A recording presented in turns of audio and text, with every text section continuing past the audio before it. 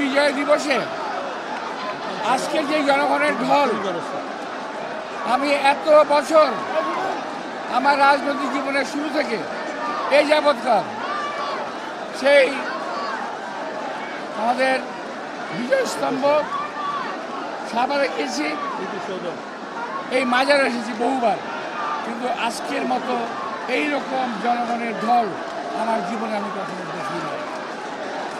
এর একটাই মাত্র কারণ, জনগণের বাঁধ ভাঙা উল্লাস। এই দেশের মানুষ স্বৈরাচার মুক্ত হয়েছে। এই দেশে মানুষ চায় এক স্বৈরাচার মুক্ত হয়ে আমরা যেন আরো কোনো স্বৈরাচারের হাতে না পড়ে যাই।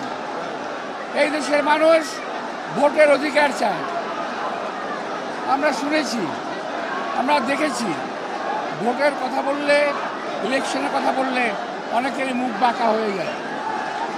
কিন্তু আমরা পরিষ্কার বলতে চাই, আমার নেতা তারেক রহমান সাহেব পরিষ্কার বলেছেন আমাদেরকে কতদিন অপেক্ষা করতে হবে এইটা আমাদের একটু জানিয়ে দিন।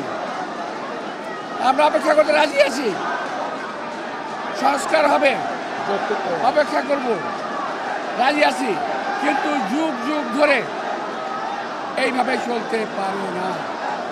আজকে দেশের অর্থনৈতিক অবস্থা খারাপ, আজকে তার মানুষের দ্রব্যমূল্যের ঊর্ধ্বগতিতে না বিশ্বাস হয়েছে মানুষের।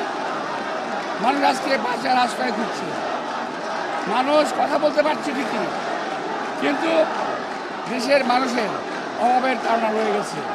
যতক্ষণ পর্যন্ত নির্বাচিত সরকার না আসবে ততদিন পর্যন্ত এই সমস্যার কোনো সমাধান হবে না।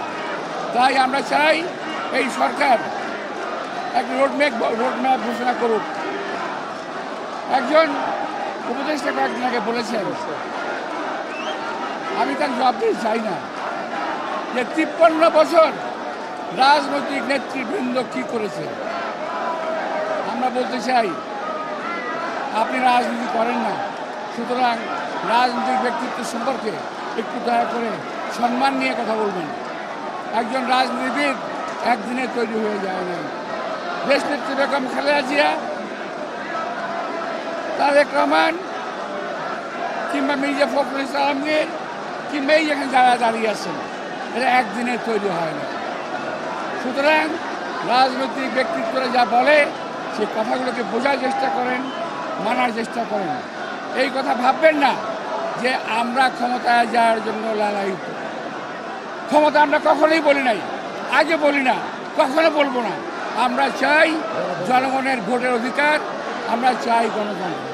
ব্রেকফাস্ট, টিফিন কিংবা স্ন্যাক টাইমে মজাদার আয়োজন মানে অল টাইম ব্রেড। উনি যেটা বলেছেন যথার্থ বলেছেন।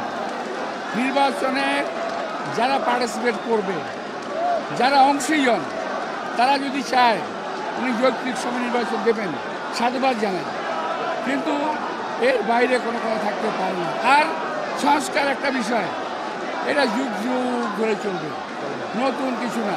এটা হঠাৎ করে, এটা একটা প্যাকেট না যে একটা প্যাকেটে করে এনে আমি সংস্কার দিয়ে গেলাম। এটা সময়ের বিবর্তনে,